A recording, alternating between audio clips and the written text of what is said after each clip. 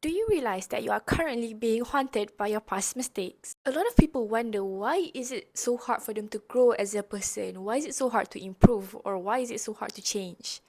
Baby girl, let me tell you, the key to self-improvement, to self-growth is actually forgiving yourself. Hello everyone, welcome back to my channel. Okay, let's get this straight. Today we are going to be learning about how to make peace with yourself. Why? Because if you don't, you will never actually grow as a person and you will be holding yourself back from things that you could have achieved, and you are holding yourself back from being the person that you are supposed to be. This video contains 3 chapters. For our first chapter, so why are you still like thinking about your past mistakes that you have done like years or months or even hours ago? When you hold on to something, you are living as an unhealed human. Unhealed humans do not progress and they attract more negativity because of vibration, low vibration. I am going to be pulling up a poster right here. This is my favorite emotional vibration chart. The lowest vibration is basically the feeling of shame, the feeling of guilt, the feeling of fear. And do you know what's below shame? Because shame is 20, so what's below it? What's 0? It's death, it's kematian. So, kalau you tak heal yourself, basically you are a dead person, you are a dead walking person. You are the average of 5 people you are closest to. So, if yourself you're a hater, you always get jealous and you vibrate low vibration emotions, you can't even ask for your friends or partner punya help. Sebab kalau kita menganggapkan the people who you are closest to are friends and your partner, well, most probably your friends and partner pun tak heal lagi and diorang pun tengah try to deal with themselves juga. So, do not layan this perasaan-perasaan shame, guilt and semua tu sebab it vibrates a low vibration. So, when you vibrate a low vibration, you will attract more negativity into your life. You will attract more low vibration stuff.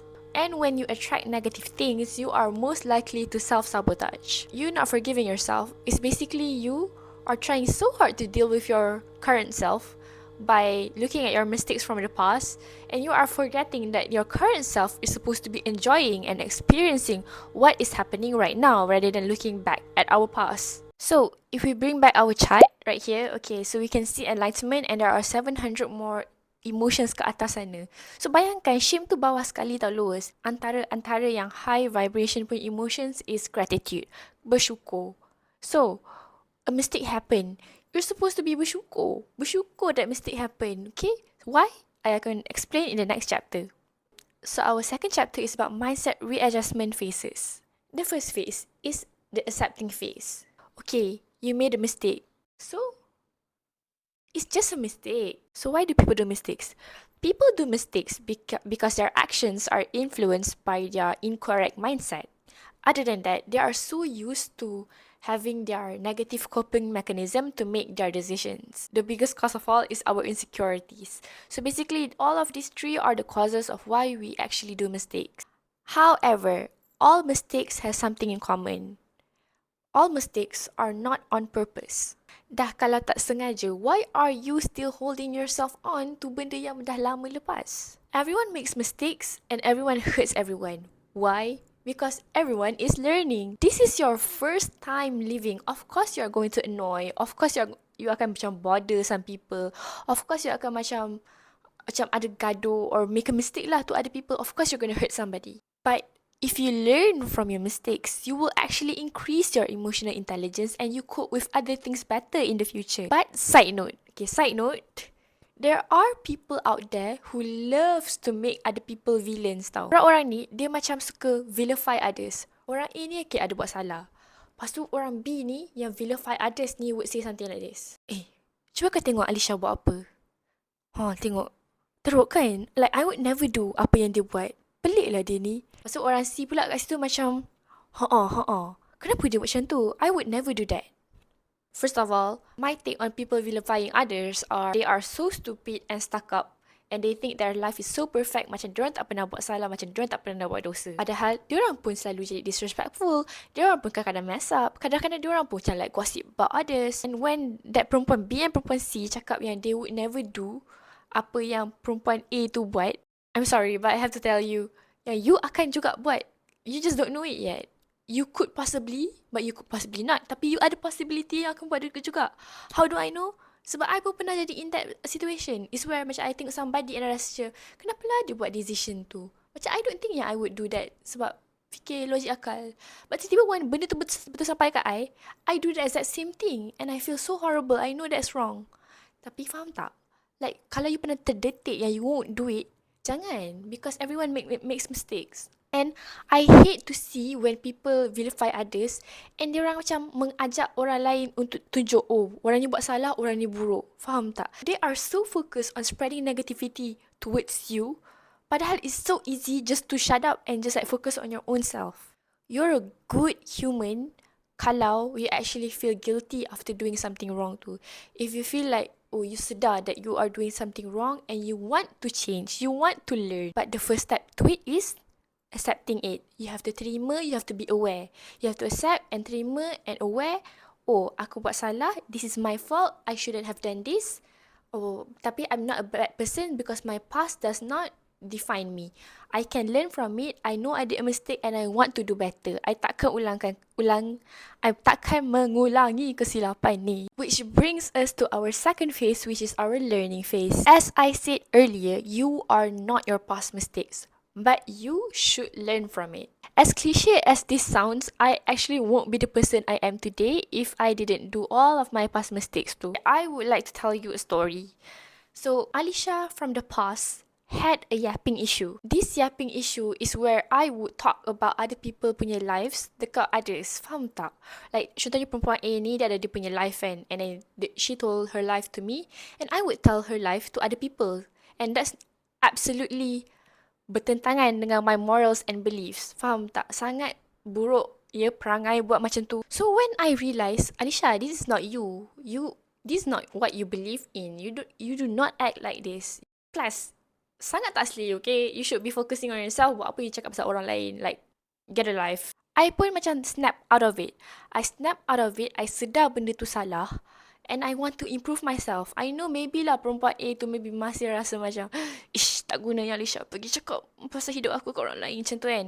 Tapi, I rasa I dah deep down, I dah apologize tau. I rasa I sebenarnya tahu yang I salah and I want to do better. And I dah no longer yap about other people punya lives because turns out my life is quite interesting. And when you are improving yourself, tapi orang sentiasa akan datang to you and like tell juga kan. And then what I do is actually, I help them. Instead of me telling other people their lives, I personally help them. Because apa orang cakap, orang yang baik adalah orang yang bermanfaat kepada orang lain.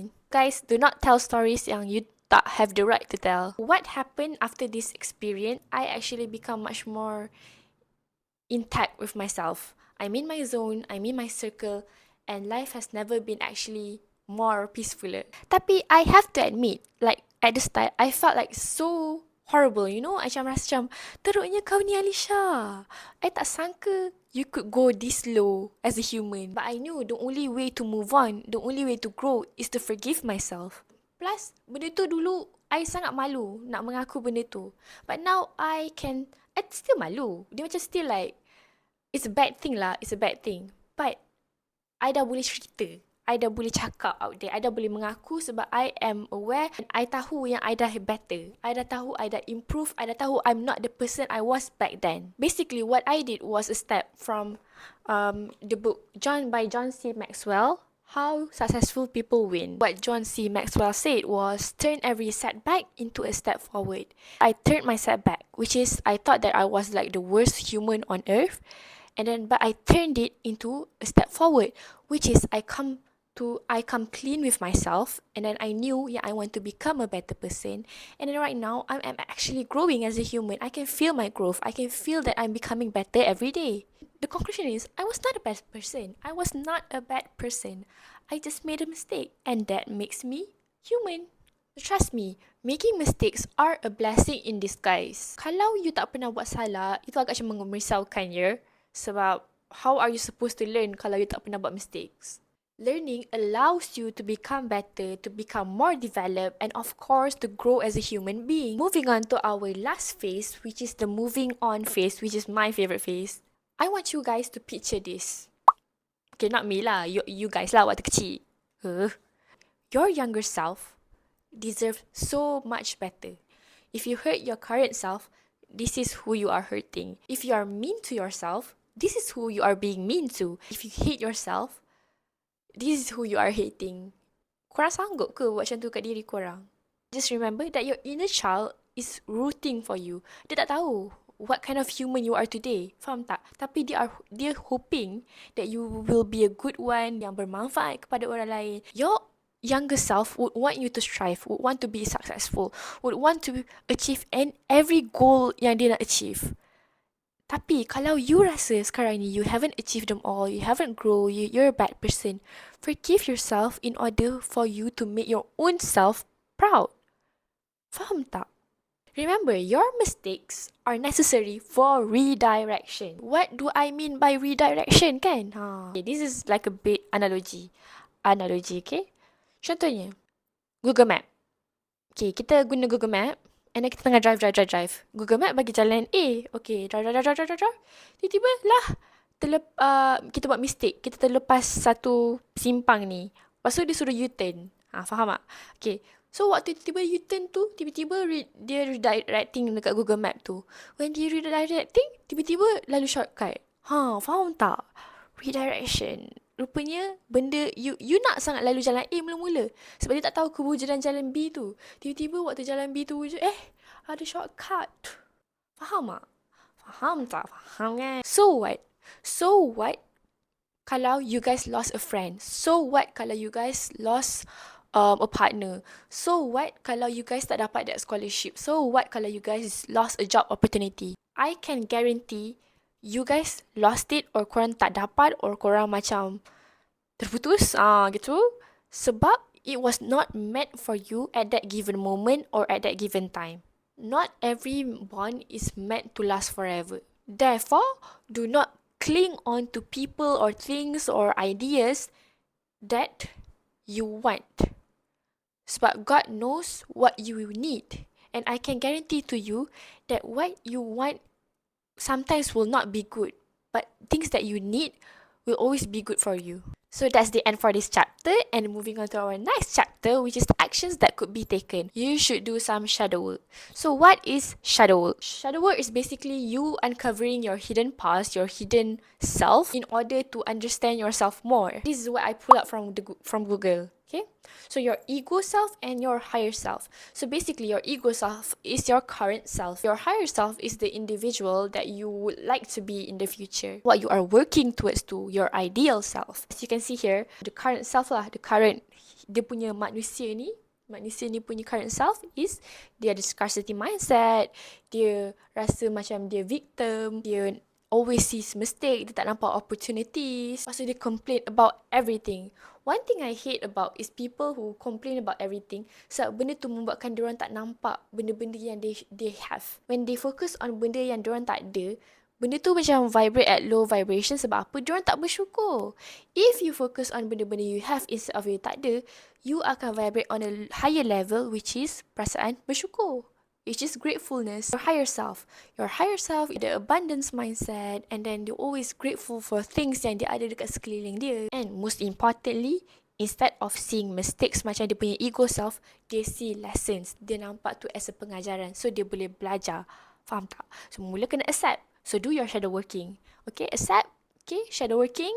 And then dah nampak dah what your higher self is, and nampak your ego self which is your current self punya keadaan. Second step, which is the action, which is the goals yang you kena put based on your triggers.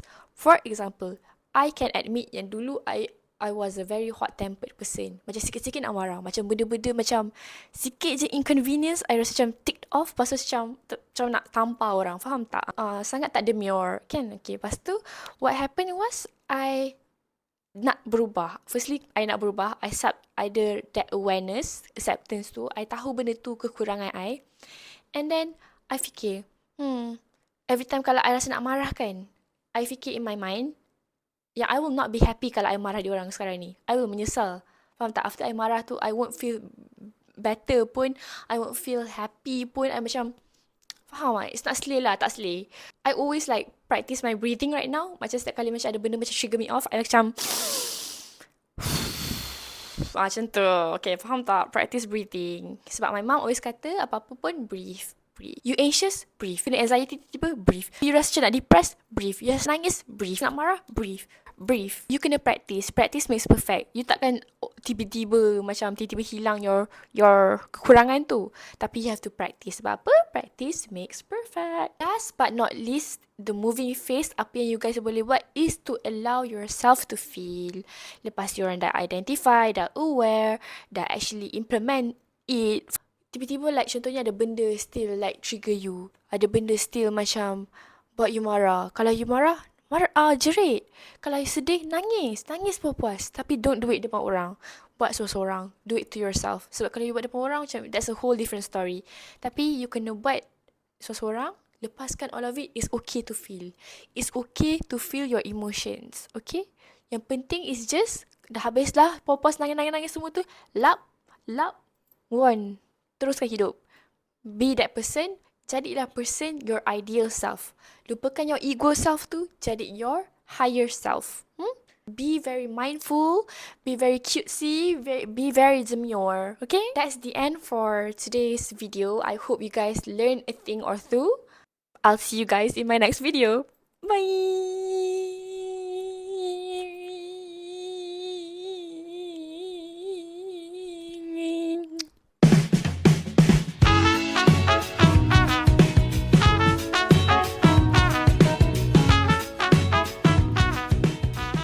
You guys see my character tak? It's very cutesy, it's very mindful, it's very demure, tapi dia macam nak mati.